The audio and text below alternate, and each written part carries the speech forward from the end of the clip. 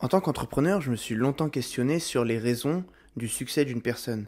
J'ai longtemps eu une tension dans ma tête entre me dire que quoi qu'il arrive, on était déterminé et que les gens avaient leur propre capital de départ dans la vie, qu'il soit social, économique ou culturel.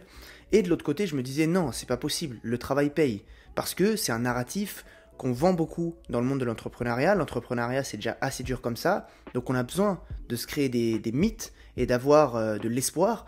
Donc on nous présente des personnes, on nous dit que c'était des bêtes de travail, qu'ils ont travaillé 140 heures par semaine, et il n'y a que comme ça qu'on peut y arriver. Et c'est la clé du succès. Malheureusement, croire en la valeur travail acharné avant tout et penser que tout est question de mérite dans la vie et qu'on part tous du même stade, c'est au mieux une utopie, au pire une bêtise sans nom. Parce qu'on ne va pas nier qu'on n'a pas tous les mêmes clés en main de notre naissance à notre mort. Partant de là, le narratif qui consiste à vendre un modèle de réussite en se basant sur les personnes extrêmes, sur les personnes qui ont connu une réussite incroyable et en mettant ça sur le dos du travail acharné, c'est juste en réalité un problème lié à ce qu'on appelle le biais du survivant. Le biais du survivant, c'est le fait de voir que tous les gens qui ont réussi ont travaillé de manière acharnée, donc conclure que le travail acharné est la seule et unique recette au succès. Mais travailler dur, ça suffit absolument pas. Si on accepte de se raconter cette histoire à longueur de journée, on peut finir par avoir une estime de nous-mêmes et une confiance en nous qui est absolument détruite si on n'y arrive pas. Parce qu'au final, qu'est-ce qu'on dit aux personnes qui ont travaillé de manière acharnée et qui n'ont pas réussi? Que ce sont des ratés? Que ce sont des humains inférieurs? Non, parce que la recette du succès est évidemment beaucoup plus complexe que ça. Donc parler de méritocratie, c'est à la fois malsain pour les entrepreneurs et autres personnes qui veulent rencontrer du succès, mais aussi c'est absolument faux. C'est ce que nous disent Ash Ali et Hassan Kuba dans leur livre The Unfair Advantage. Je t'ai déjà parlé de ce livre dans ma vidéo sur mes 5 livres minimalistes préférés, et dans cette vidéo, j'aimerais rentrer un peu plus en détail dans le contenu de ce livre. Le succès selon les auteurs, il se compose évidemment de travail, parce que toute personne qui a réussi a forcément travaillé à un moment donné. Mais ils disent qu'il faut jamais occulter la part de chance qui intervient dans le succès de chacun dans leur vie. Et le problème, c'est qu'à force d'occulter la chance de notre quotidien, à force de se raconter ce narratif de l'entrepreneur qui travaille de manière acharnée, on peut finir aigri. Si on travaille au quotidien et qu'on n'y arrive pas, on peut totalement perdre confiance en nous. Et à l'inverse, si on passe notre temps à nous dire que tout est question de chance et que les personnes qui réussissent de toute manière avaient un capital de base, on risque aussi de finir aigri, parce qu'on va rien essayer et on va rien entreprendre dans notre quotidien. Donc comme souvent, la réussite n'est ni qu'une question de chance, ni qu'une question de travail acharné.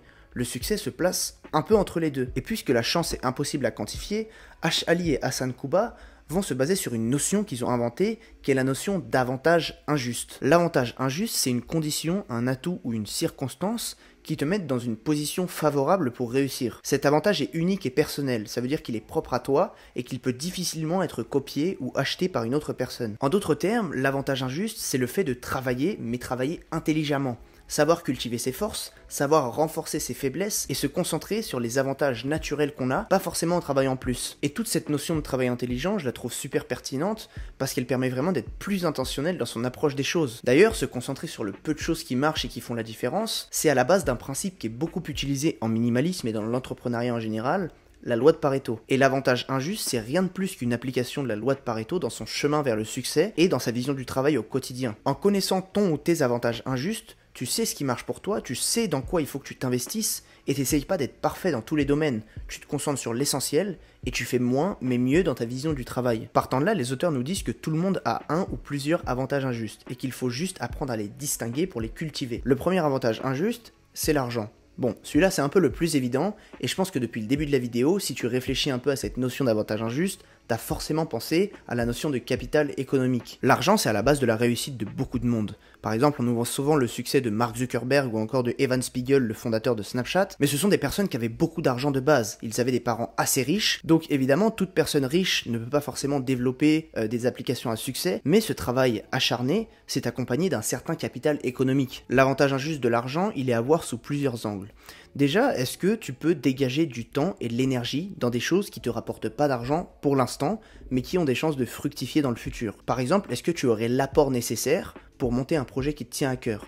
Un autre exemple, c'est d'avoir assez d'argent de côté pour arrêter un travail salarié aujourd'hui et te lancer dans une activité et pouvoir subvenir à tes besoins pendant 6 à 12 mois par exemple. L'argent, ça peut aussi te permettre d'arriver plus vite à tes objectifs, par exemple en déléguant des choses. Si tu es en train de monter un projet et que tu n'as pas toutes les compétences nécessaires, tu peux faire appel à des prestataires pour les payer et pour aller plus vite. Tu peux aussi évidemment utiliser ton argent pour te former, te coacher, participer à des conférences. Enfin, l'argent, c'est aussi ta capacité à t'endetter, ta capacité à faire des crédits, si évidemment l'idée de crédit ne te dérange pas. Le deuxième avantage injuste, c'est l'intelligence et la perspicacité. Alors l'intelligence, c'est une notion assez galvaudée qui est difficile à définir. Quand on parle d'intelligence, ça prend en compte énormément de domaines. On peut parler de QI, on peut parler d'intelligence sociale, d'intelligence émotionnelle, de savoir. Dans le livre, les auteurs essayent de nous fournir une définition de l'intelligence assez succincte en nous parlant de l'intelligence comme étant la capacité à apprendre rapidement et facilement, comme ayant un plaisir d'apprendre, ou encore comme ayant la capacité à comprendre assez rapidement des concepts abstraits. Ça, c'est une intelligence qui a beaucoup trait à l'apprentissage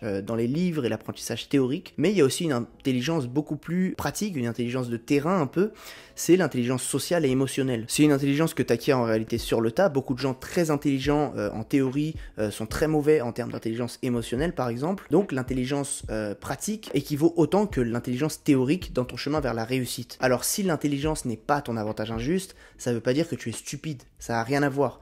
Il y a juste des gens qui depuis petits sentent qu'ils ont une capacité de compréhension des choses plus rapide et plus profonde que les autres, et des personnes à qui on dit qu'ils sont intelligents. Donc, je pense que dans la vie de chacun, c'est quelque chose qui se ressent. Le troisième avantage injuste, il se compose de deux parties, qui sont le lieu et la chance.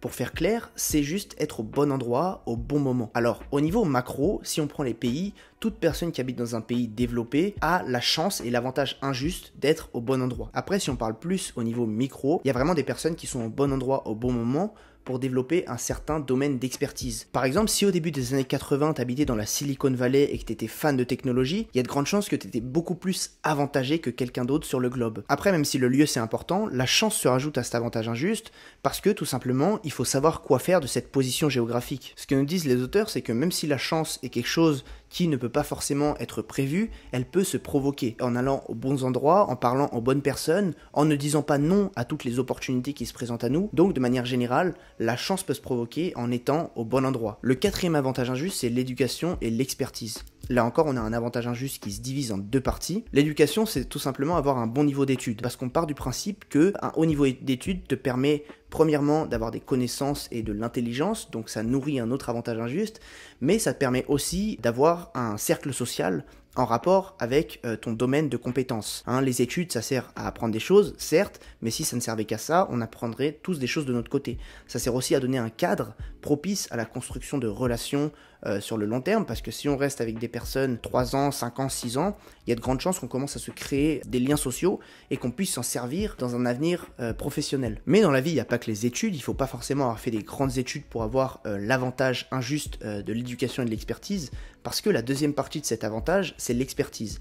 L'expertise, c'est quelque chose que tu vas développer de ton côté, tu vas développer des compétences toi-même. Savoir que tu as l'avantage injuste de l'expertise, c'est savoir est-ce que tu es assez curieux, est-ce que tu es assez ouvert d'esprit, est-ce que tu arrives à te mettre un cadre pour, de ton côté, aller développer une expertise en suivant des formations, en lisant des livres, et en vraiment te développant de ton côté sans forcément avoir besoin du cadre des études. Et tu peux développer une expertise de ton côté que les gens auront du mal à reproduire tellement tu seras bon dans ce que tu fais. Le cinquième avantage injuste, c'est le statut. Alors le statut, il a plusieurs dimensions.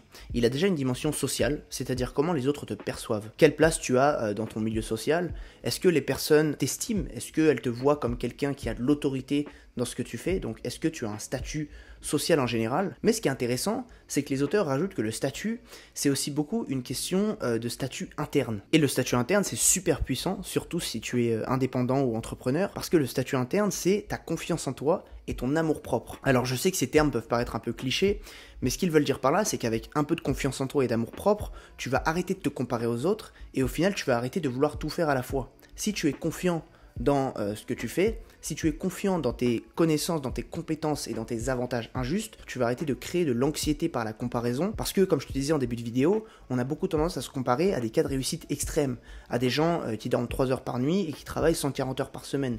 Mais si tu as confiance en tes propres compétences et que tu as un petit peu d'amour propre, c'est aussi une manière d'y arriver, c'est aussi une manière d'avoir du culot, d'avoir du bagou et de te rapprocher de la réussite que tu souhaites. Voilà pour les 5 avantages injustes. Il y a encore 2 petites choses que disent les auteurs qui me paraît assez important à préciser parce qu'une fois que tu connais ton avantage injuste, c'est bien beau, mais il faut être mis en garde sur plusieurs choses. La première, c'est l'état d'esprit, le fameux mindset à l'américaine. Les auteurs nous disent que tous ces avantages injustes ont comme fondement le bon état d'esprit. Il faut avoir un état d'esprit de progression et ne pas avoir un état d'esprit dit fixe, c'est-à-dire se dire qu'on est incapable de se développer, qu'on est incapable de développer un avantage injuste et qu'on est incapable de travailler sur nos faiblesses. Si on part du principe qu'on est déterminé à avoir des faiblesses qui ne changeront jamais, on n'arrivera pas à développer nos avantages injustes d'un côté et nos faiblesses de l'autre. La deuxième chose qui est tout aussi important que distinguer ton avantage injuste, c'est prendre conscience qu'un avantage injuste, ça peut être à double tranchant. Si ton avantage injuste, c'est l'argent et que tu es né, comme on dit, avec une cuillère en argent dans la bouche, tu peux vite devenir paresseux. Si ton avantage injuste, c'est l'intelligence, tu peux vite devenir arrogant, te fermer aux idées des autres et penser que tu as raison sur tout. Donc, chaque avantage injuste a ses défauts.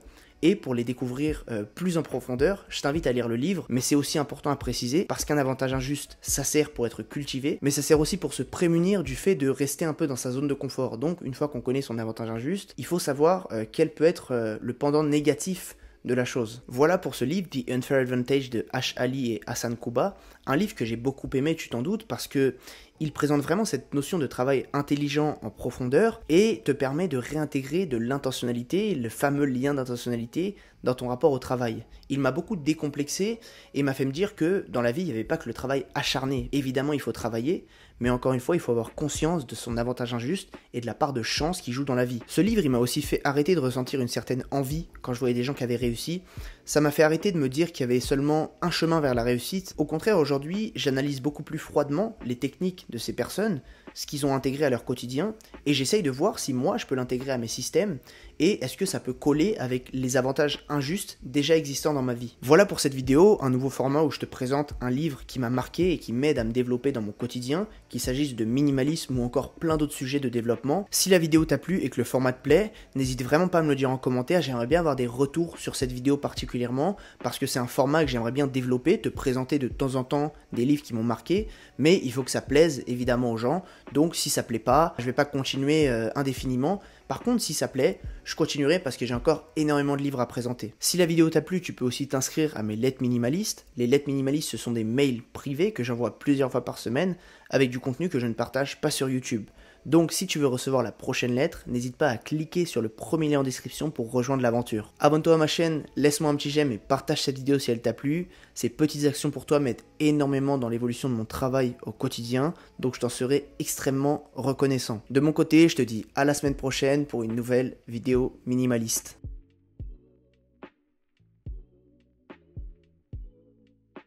J'aime bien tenir le micro comme ça parce que je pense que ça fait un meilleur son. J'ai une meilleure voix, il y a moins d'écho, c'est mieux tout simplement. Mais je t'avoue qu'après, là ça fait combien de temps que j'enregistre? 33 minutes. Je commence un peu à avoir mal à l'épaule, je vais pas te mentir. Donc je sais pas si je vais continuer indéfiniment, c'est toujours le dilemme en fait, il y a toujours des dilemmes à régler. Donc je sais pas, est-ce que mon avantage injuste c'est de parler proche du micro ou c'est de me faire mal au bras? Ça n'a aucun rapport avec la situation. Mais voilà,